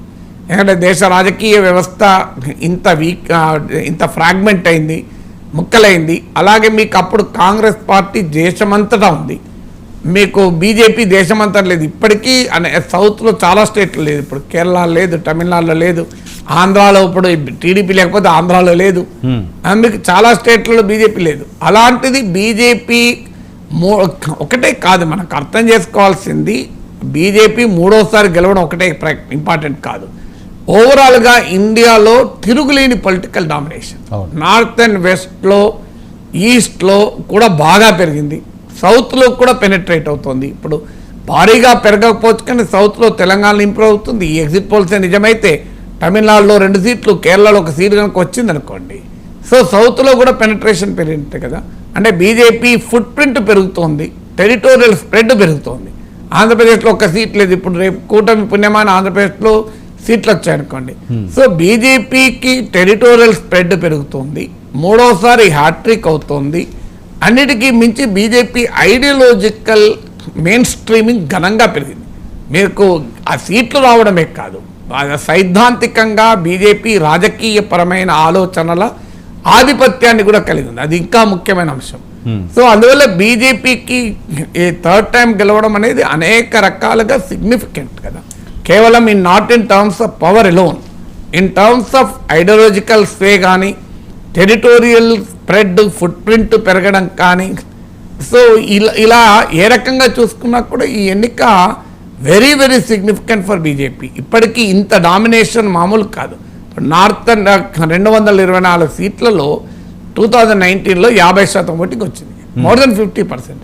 సో దేశంలో ఇది ఒక కనీవినేరుగని విజయం. ఇప్పుడు ఎన్ని సీట్లలో వస్తుందో చూడాలి. 224 సీట్లో 50% ఓటింగ్. మీకు నార్త్ అండ్ వెస్ట్లో 54-55% ఓటింగ్ కదా. సో అంత అనేక రాష్ట్రాల్లో మొత్తం సీట్లు, హర్యానాలో 10కి 10, ఢిల్లీలో 7కి 7, రాజస్థాన్లో 25కి 25, గుజరాత్లో 26కి 26, ఇలా సీట్లు గెలుచుకోవడం. కర్ణాటకలో 28కి 26. సో మధ్యప్రదేశ్, ఛత్తీస్గఢ్, రాజస్థాన్ 3 స్టేట్లు కలిపి 65లో మోర్ దెన్ 60. సో ఈ ఉత్తరప్రదేశ్ లాంటి స్టేట్లో 62 సీట్లు 80లో. సో ఇది 2019. ఇప్పుడు అదే రిపీట్ అవుతే మోరర్లెస్ మామూలు విషయం కాదు కదా. సార్ ఈ 15 సంవత్సరాల, ఇప్పుడు 10 సంవత్సరాలు అయింది, నెహ్రూ గారి టర్మ్ ఎంతండి? 3 times లోనే hat-trick కొట్టారు. 64 వరకు ఉన్నాడు కదా. అంటే ఎన్ని సంవత్సరాలు చేశారు? అంటే దాదాపు మీకు నాకు గుర్తున్న 47లో ప్రైమ్ మినిస్టర్ అయినా ఫస్ట్ ఎలక్షన్స్ తర్వాత నియర్లీ 1.5 decades కదా. ఓకే, రికార్డ్ అయితే ఫస్ట్ ఎక్కువ సంవత్సరాలు చేసిన పిఎం కింద ఆయనదే ఉందా? అంటే ఇప్పుడు ఈ 5 ఏళ్ళు అయిపోతే మోడీ అంటే అది ఎలాగ ఉంటుంది, ఎందుకంటే 47 నుంచి 64 వరకు ఉన్నాడు కదా, 17 years ఉంటుంది. ఓకే, సో ఈయన ఈ టర్మ్ 5 years చేసిన రికార్డ్ అయితే నెహ్రూదే ఉంటుంది, ఎందుకంటే ఈయన 3వసారి ఈక్వల్ అవుతాడు. సార్, ఇండియా కూటమి ఇంకా పూర్తి స్థాయిలో అధికారం వైపు వెళ్ళే ఆనవాళ్ళు ఎక్కడా కూడా దొరకట్లేదంటే భావించవచ్చు. ఈ ఎన్నికలకైతే స్కోపే లేదు. అసలు ఇండియా కూటమి ఎప్పుడు అధికారంలోకి వస్తుందంటే కాంగ్రెస్కు 150 సీట్లు వచ్చిన రోజు ఆలోచన. అప్పటిదాకా మీరు మర్చిపోండి. కాంగ్రెస్కు 100 దాటనప్పుడు అధికారం అనేది ఇండియా కూటమికి ఎట్టి పరిస్థితులు రాదు. కాంగ్రెస్కు 100 దాటే వాతావరణం అయితే లేదు. సో నేను ఇప్పుడే కాదు 15 రోజుల కింద కూడా చెప్పాను. సో అందువల్ల కాంగ్రెస్ రివైవ్ కాకుండా బీజేపీని ఓడించడం సాధ్యం కాదు.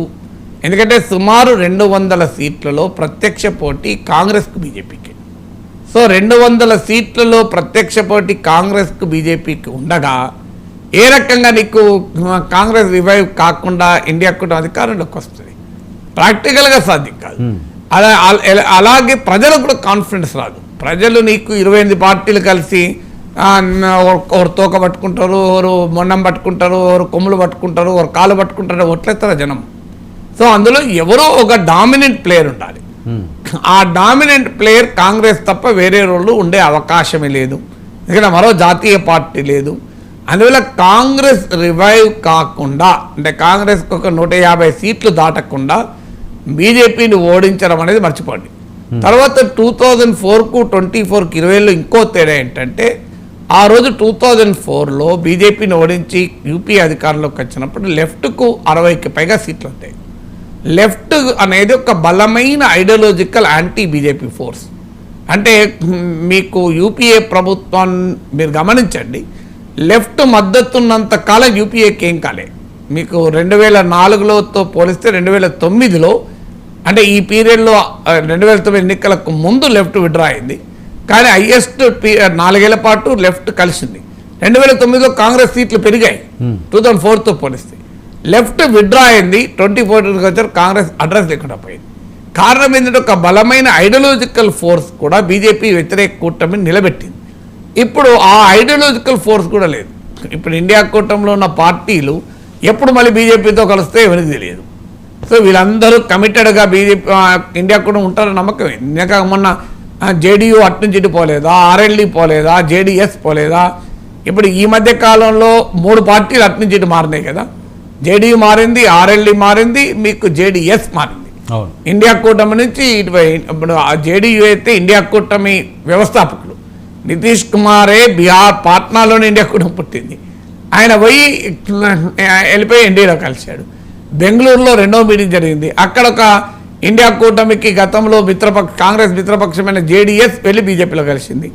సో అందువల్ల మీకు 3 పార్టీలు, ఉత్తరప్రదేశ్లో ఆర్ఎల్డీ లాస్ట్ వరకు కూడా ఇండియా కూటమితో ఉండి వెళ్ళిపోయింది కదా.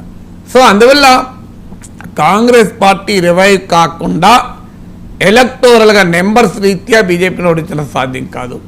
మిత్రుల్ని కలుపుకోవడం రీత్యా బీజేపీని ఓడించడం సాధ్యం కాదు. ప్రజలకు కాన్ఫిడెన్స్ ఇవ్వడం రీత్యా కూడా సాధ్యం కాదు. ప్రజలకు ఆ కాన్ఫిడెన్స్ రావాలి అంటే కాంగ్రెస్ పార్టీ రివైవ్ కావాల్సిందే.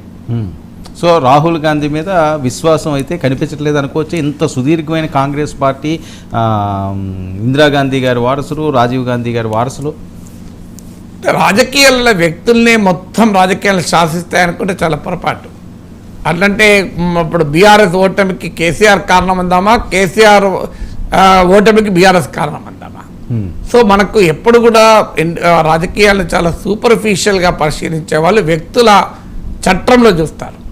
సో ఎంత బలమైన నాయకులైనా ఓడిపోయిన సందర్భాలు, ఇందిరాగాంధీ ఓడిపోలేదా, ఎన్టీ రామారావు ఓడిపోలేదా, చంద్రబాబు నాయుడు ఓడిపోలేదా, అటల్ బిహారీ వాజ్పేయి ఓడిపోలేదా, కేసీఆర్ ఓడిపోలేదు. వాళ్ళు ఓడిపోయినా మళ్ళీ గెలిచారు సార్. ఇక్కడ గెలిచే సూచనలు కడుమే కనిపించట్లేదు. గెలవడానికి కూడా సమయం పట్టింది, మామూలుగా ఏం ఓడిపోలే కదా. మీకు ఇందిరాగాంధీ 77లో ఓడిపోయాక 3 yearsలో వచ్చింది 80. కానీ మీకు కాంగ్రెస్ పార్టీ 89లో ఓడిపోయాక ఇప్పటి వరకు కోలుకోలే కదా. సో అందువల్ల గెలవడము ఓడడము అనేది కూడా కోలుకోవటానికి దేశం వేరు, రాష్ట్రం వేరు. ఒక చిన్న స్టేట్లో రివైవ్ కావడం సులభం, దేశం మొత్తం మీద రివైవ్ కావడం అనేది మామూలు విషయం కాదు కదా. అలా దేశం మొత్తం మీద రివైవ్ కావాలంటే చాలా టైం టేకింగ్ ప్రాసెస్. కాంగ్రెస్ పార్టీలో కూడా ఒక పెద్ద ఛాలెంజ్ ఏంటంటే మెరిటోరియస్ లీడర్షిప్ బీజేపీ లాగా ఎమర్జ్ అవుతలేదు. ఎందుకంటే వారసత్వ రాజకీయాలు ఉండడం వల్ల ఆ పార్టీకి ఉన్న సహజ పరిమితి ఏంటంటే గ్రాస్ నుంచి టైం టెస్టెడ్, అంటే దక్కా మక్కీలు తిని క్షేత్రస్థాయి నుంచి ఇప్పుడు మోడీ లాగా అమిత్ షా లాగా ఎమర్జెంట్ నాయకులు కాదు కదా. They are more appointed, nominated, impose leadership. So అందువల్ల ఆ మెరిటోరియస్ లీడర్షిప్ అనేది లేదు. ఇప్పుడు ఒక కంపెనీకి ఒక ప్రొఫెషనల్ CEO నడపడం వేరు, ఒక యజమాని కొడుకే నడపడం వేరు కదా. యజమాని కొడుకు ఉన్నా కూడా ప్రొఫెషనల్ CEO నడిపినప్పుడు ఆ కంపెనీ సక్సెస్ఫుల్ ఉంటుంది, లేదా యజమాని కొడుకు కూడా సక్సెస్ఫుల్ ఉండాలి. కొన్ని సందర్భాల్లో యజమాని కొడుకు కూడా చాలా టాలెంటెడ్ కూడా ఉండొచ్చు. కానీ ఇక్కడ కాంగ్రెస్కి వచ్చే వరకు ఏంటంటే అది వారసత్వ రాజకీయాల వల్ల ఒక బలమైన మెరిటోరియస్ లీడర్షిప్ ఎమర్జ్ అవుతలేదు. అది యంగర్ ఓటరు యాక్సెప్ట్ చేయడం లేదు. యంగర్ ఓటర్ ఇప్పుడు మెరిట్, ఎందుకంటే ఒక సాఫ్ట్వేర్ ఇంజనీర్ కావాలంటే వాడు కష్టపడి తన మెరిట్తో పైకి రావాలి. అలాగే దేశ ప్రధానమంత్రి మాత్రం మెరిట్ అవసరం లేదు, తండ్రులు తాతల వారసత్వం ఉంటే సరిపోతుందంటే జనం ఒప్పుకుంటలేదు. ప్రాంతీయ స్థాయిలో ఒప్పుకుంటున్నారు ఇప్పటికీ, ఎందుకంటే రాష్ట్రాల స్థాయిలో ఒప్పుకుంటున్నారు కానీ జాతీయ స్థాయిలో ఒప్పుకోవడం లేదు. కారణం బీజేపీ ఎదగడము, మోడీ ఫినామినా రావడం. ఎందుకంటే మోడీ ఈజ్ అన్ ఎగ్జాంపుల్ కదా, ఒక అతి సాధారణ నేపథ్యం నుంచి దేశ ప్రధానికి కాగలిగాడు. కాంగ్రెస్లో అవకాశం ఎవరికైనా ఉందా అనే క్వశ్చన్ ముందుకు వస్తుంది. సార్, ఓవరాల్గా చూస్తే ఈసారి జరిగిన ఎన్నికలు ఓటర్లు, కోట్లాది మంది ఓటర్లు మెచ్యూరిటీతో చాలా ఆలోచించి ఆయా ప్రభుత్వాలని ఎన్నుకుంటున్నాయా, లేకపోతే ఒక ఫ్లోలో పడిన ఓట్ల కింద చూడాలా? లేదు, ఓవరాల్గా మీకు ప్రజల మెచ్యూరిటీ ఉన్నమాట నిజం. కానీ అన్ఫార్చునేట్లీ ఏంటంటే ఎలక్టోరల్ డిస్కోర్స్ అలా లేదు.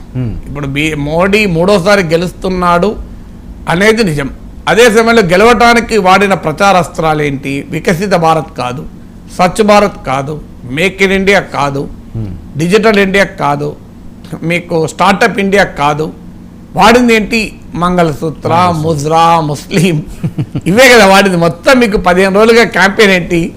మోడీ గెలవడము ఓడడం సంబంధం కాదు, ప్రజలైతే ఓడిపోతున్నారు. జై శ్రీరామ్ ఆర్టికల్, సో అసలు ఆ జై శ్రీరామ్ ఆర్టికల్ 70 కూడా మారిపోయింది. ఓన్లీ ముజ్రా, ముస్లిం, మంగళసూత్ర, ఇదే కదా మీకు. అరే మీకు దేశం $5 ట్రిలియన్ ఎకానమీ కావాలంటే నాకు ఓటేయండి అని మోడీ కనుక జనం దగ్గరికి గెలిస్తే నేను చాలా అప్రిషియేట్ చేస్తాను. అరే చూడు, $5 ట్రిలియన్ ఎకానమీ అనే ఆకాంక్ష గెలిపించింది అని. ఇప్పుడు అది ఎక్కడ ఉంది? ఇప్పుడు ఏదైనా హిందూ ముస్లిం, హిందూ ముస్లిం, హిందూ ముస్లిమే కదా.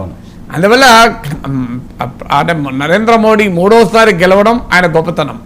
కానీ దేశం ఎదుర్కొంటున్న ప్రజలకు కావలసిన కీలకమైన అంశాల ఆధారంగా కాకుండా భావోద్వేగాలపైన, ప్రత్యర్థి బలహీనతలపైననే ఆయన ఎన్నికలు గెలుస్తున్నాడు. అది ప్రజాస్వామ్యానికి ఉన్న డ్రాబ్యాక్. ఓకే సార్, ఆంధ్రప్రదేశ్ ఎన్నికల విషయానికి వస్తే ఈసారి వైఎస్ జగన్మోహన్ రెడ్డి గారు మరొకసారి సీఎం అయితే ఇక ప్రతిపక్షమే ఉండకుండా పోతుంది అని. ఒకవేళ కూటమి కానీ గెలిస్తే వాళ్ళు రెడ్ బుక్లు పట్టుకున్నారట, వైసీపీ వాళ్ళందరూ కూడా రాష్ట్రం వదిలిపోవాలట. ఇది ఎక్కువగా ప్రచారం జరుగుతున్న అంశం. రాజ్యాంగంలో ఈ రకంగా ఉంటుందా? రాజ్యాంగంలో ఉండదు, రాజకీయంగా కూడా ఉండదు. ఓకే, ఇలా చాలా కహానీలు చెప్తుంటారు. వైసీపీకి ఏం కాదు, టీడీపీకి ఏం కాదు, రిజల్ట్ ఎలా ఉన్నా ప్రజలకు కూడా అలా రాజకీయ పార్టీలు అలా అదృశ్యమై మాయమైతే దేశ రాజకీయం ఇలా ఉండదు కదా. సో ఓవరాల్గా చాలా ఇంట్రెస్టింగ్గానే ఉంది. డెఫినెట్గా ఇంకా స్టిల్ ఆంధ్రప్రదేశ్ ఫలితం తేలిందని నేను అనుకోను. ఈ అన్ని ఎగ్జిట్ పోల్ చూశాక ఆంధ్రప్రదేశ్లో ఎవరు గెలుస్తున్నారనేది తేలిపోయింది, కంక్లూజన్ వచ్చేసింది. నేను 100% అనేది చెప్పలేము. సో అందువల్ల స్టిల్ అంటే ఇంగ్లీష్లో వర్డ్ ఉంది, ప్రెగ్నెంట్ విత్ పాసిబిలిటీస్ అని. అంటే అవకాశాలు ఎటైనా ఉండవచ్చు అనేదే మనం ఇప్పటికైతే కంక్లూడ్ చేయాలి. డెఫినెట్గా ఎక్కువ సంస్థలు వైసీపీకి అనుకూలంగా చెప్పిన మాట నిజమే. కానీ అదే సమయంలో కూటమికి లోక్సభ సీట్లు కూడా ఎక్కువ ఇచ్చారు వాళ్ళు. మరి అసెంబ్లీ ఎన్నికల ఫలితాలు ఇవ్వలే కదా. Still we should keep our fingers cross. 4వ తారీఖు వరకు వెయిట్ చేయాల్సిందే. ఇక 4వ తారీఖు వరకు వెయిట్ చేయాల్సిన అవసరం లేదు. 1వ తారీఖు రాత్రే తేలిపోయింది అని మాత్రం అనుకోలేము. సార్ ఈ పందెం రాయలు చాలా ఉత్సాహంగా ఉన్నారు, అనవసరంగా వాళ్ళ జీవితాలు రోడ్డును పెట్టుకుంటున్నారు, వాళ్ళకి మీరు ఇచ్చే మెసేజ్ వీటిని నమ్ముకుంటూ చాలామంది కొద్దిగా నేను మందు తాగుతా అంటే నన్ను అడిగితే తాగురా సావురా అని చెప్తా. నేను ఎందుకు వాడి సుభాషితాలు చెప్పి నా సమయం ఎందుకు వృధా చేసుకుంటా? నేను తాగను సార్ కానీ ఆపుకోలేకపోతున్నా అంటే నేను సలహా చెప్తా. నేను తాగి సావదలుచుకున్నప్పుడు నేనేం చేయాలి? అందువల్ల ఎవడన్నా పందెం రాయిళ్ళు డబ్బులు కట్టి నేను నాశనం అవుతా, నా గోరి నేనే తవ్వుకుంటా, లేదు ఈ అడ్డదాల సంపాదించుకుంటున్నా అనే వారికి విష్ ఆల్ ది బెస్ట్ అని చెప్పాలి. ఏం చేయాలి? అందువల్ల I don't want waste my time on betting రాయిళ్ళ పైన. సో బెట్టింగ్ అనేది క్రైమ్, లీగల్గా క్రైమ్, మారల్గా క్రైమ్, ఎథికల్గా క్రైమ్. మీ సమయం ఎందుకు వృధా చేసుకుంటారు? ఎందుకు మీరు అంగిలు చెప్పుకుంటారు? లేదు ఈ పార్టీ అధికారంలోకి వచ్చినా ఆ పార్టీ అధికారంలోకి వచ్చినా ప్రజలకు ఏమవుతుందని ఆలోచించాలి తప్ప మీరు అంగిలు చెప్పుకుంటే సాధించేది ఏంటి? అల్టిమేట్గా మీ చెట్లు చినిగిపోతాయి తప్ప మీకు ఆ షర్టు కొత్త షర్టు వైసీపీ వద్దు, టీడీపీ వద్దు. అందువల్ల ఆ టెన్షన్ పడకండి, ప్రశాంతంగా ఉండండి. ప్రభుత్వంలో ఎవరున్నా వాళ్ళ ప్రశ్నించే అలవాటు పెంచుకోండి. అందువల్ల చైతన్యవంతమైన పౌర సమాజమే రాజకీయ ప్రజాస్వామ్యాన్ని కాపాడుతుంది. సో ఎవరైనా అధికారంలోకి రానియండి, జగన్ రాని, చంద్రబాబు రాని, మన పాత్ర ఎలా ఉండాలంటే ప్రశ్నించుదాం, ప్రజల పక్షాన ప్రశ్నించుదాం. మంచి చేస్తే ఏ ముఖ్యమంత్రిని అభినందిద్దాం, చెడు చేస్తే నిలదీద్దాం. ఆ యాటిట్యూడ్ మెజారిటీ ప్రజలకు ఉండాలి తప్ప కులం పేరుతోనో రాజకీయ నిబద్ధత కలిగితే అది వేరు విషయం. ఇప్పుడు టీడీపీ వాళ్ళకు చంద్రబాబు నాయుడు కావాలనే వాళ్ళకు ఉండొచ్చు, జగన్మోహన్ రెడ్డి కావాలని వైసీపీ వాళ్ళకు ఉండొచ్చు. కానీ దేశంలో సమాజంలో 90% ప్రజలు ఈ పార్టీ కాదు ఆ పార్టీ కాదు. వాళ్ళు ఎందుకు చావాలి? కులాల పేరిట ఎందుకు కొట్టుక చావాలి? ఏం చంద్రబాబు నాయుడు ముఖ్యమంత్రి అయినతే కమ్మాళ్ళందరికీ ఇలా ₹1 ఆదాయం వచ్చిందా? జగన్మోహన్ రెడ్డి ముఖ్యమంత్రి అయితే రెడ్లంతా రాజులేనరా? సో ఎందుకు ఈ రకమైనటువంటి కులపిచ్చో ఆంధ్రప్రదేశ్లో అర్థం కాదు. Okay, thank you sir, thank you so much. చాలా విషయాలు ప్రేక్షకులందరికీ కూడా మీ విశ్లేషణతో తెలియజేశారు. ఇది ఎగ్జిట్ పోల్స్ మాత్రమే, ఎగ్జాక్ట్ పోల్స్ కాదు. దయచేసి సంయమనం పాటించండి. 4వ తేదీ వరకు వెయిట్ చేయండి. రాష్ట్రంలో సుపరిపాలన, మంచి పాలన ఎవరు అధికారం చేపడతారో వాళ్ళు చేసే విధంగా ముందుకు సాగాలి. అంతేగాని క్షణికావేశంలో లేకపోతే వేరే అంశాలు, ఎందుకంటే 20,000 కోట్లు దాటిపోయింది, 8-9 లక్షల కోట్ల రూపాయలు దేశంలో బెట్టింగ్లు జరిగాయట. చాలా దారుణమైన పరిస్థితి. దయచేసి ఆ రొచ్చులోకి మీరు వెళ్ళొద్దు. ఈ ఎగ్జిట్ పోల్స్ చక్రంలో చుట్టుకొని ఏదో జరిగిపోతుంది, ఇదే నిజమని మాత్రం నమ్మి మీ జీవితాలను పాడు చేసుకోవద్దు. Thank you so much. ఇది